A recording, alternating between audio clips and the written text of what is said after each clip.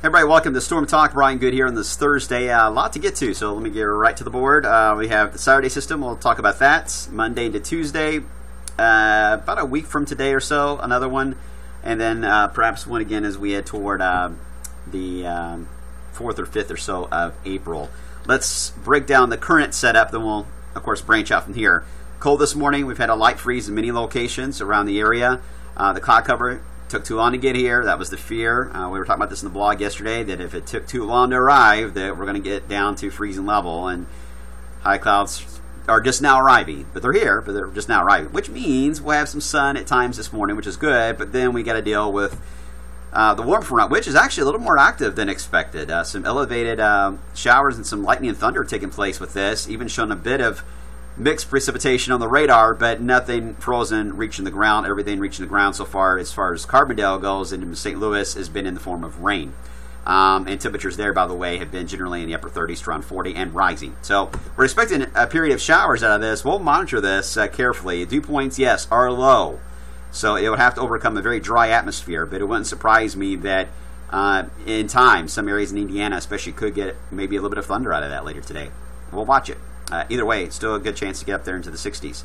It's all ahead of the warm surge that's moving our way. Temperatures out in the plains this morning, they're waking up into the 50s. We will wake up to the 50s tomorrow. So that's tomorrow's weather out to our west. Let's talk about the setup. For today, the warm front again begins to approach. The wind direction shifts around to the south by this afternoon. Notice our RPM, our in-house model, is not indicating a lot of moisture with the front reaching the ground. I still think that's going to be an issue. It's going to eat up a lot of it, but can't deny the radar trends. Got to monitor that, and we'll see how it affects the Wabash around Evansville when it approaches there, and see how much of that reaches the ground. And we'll keep you updated on our grab and go forecasts, and of course on the hourly on the app. Tonight we actually begin to clear out a bit, and it'll be a warmer night in the 50s. Another surge of clouds with some moist air working its way in. Friday morning will likely allow us to start off cloudy, so kind of the opposite tomorrow than today. Starting off cloudy, and then as the day wears on, I see the clouds thinning out and break it up, and there is a chance that we could get a really warm day tomorrow. We've got 75 in for a high. It would not surprise me if we thin the clouds out rapidly tomorrow. We could be in that 75 to 80 degree range in the afternoon. I'll take a closer look at that coming up tomorrow, but that wouldn't surprise me. So let's get into the setup for Saturday. Here's the NAM model showing the main line of rain with this. And this is, again, is going to be a Saturday night rain event for a lot of us. That's our main rain chance with this. The question is going to be what is going to happen during the daylight hours, because that's going to play havoc with not only the rain chance, but our temperatures.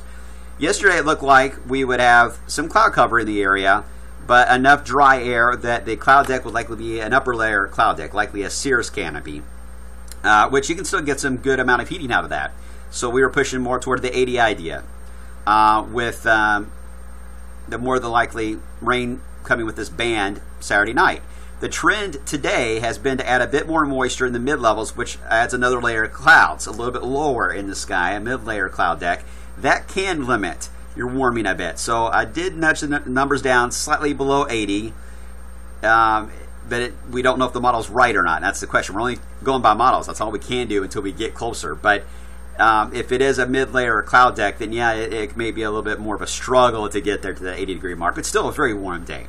Then at that point, if you got a mid-layer cloud deck, there is potential for an isolated shower, brief shower. Not a thunderstorm, but a brief shower that could develop in advance of this, I would say after 2 o'clock in the afternoon. Higher rain chance certainly during the day. Saturday is going to be west of 65.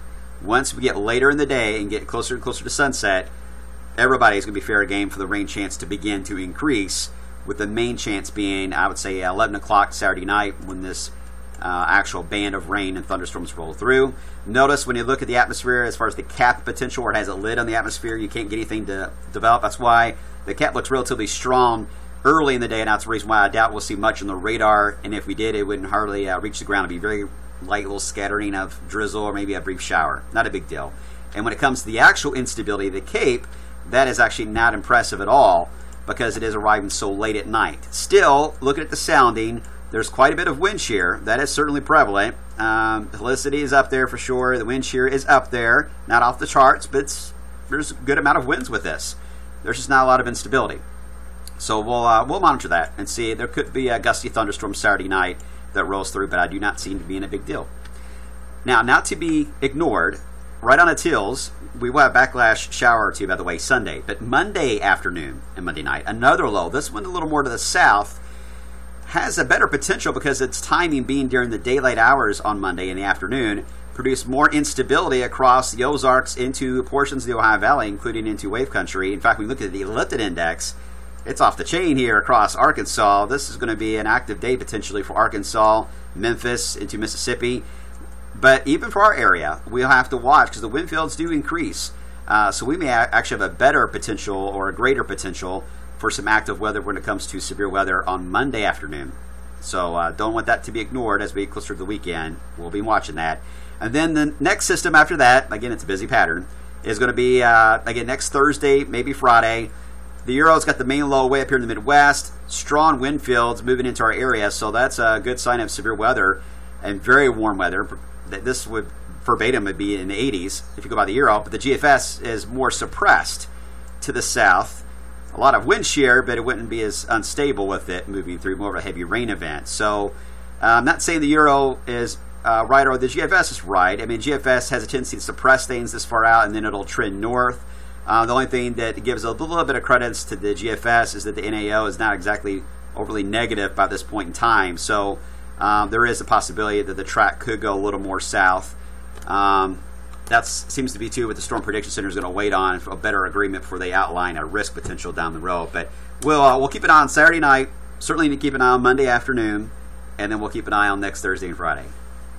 One at a time.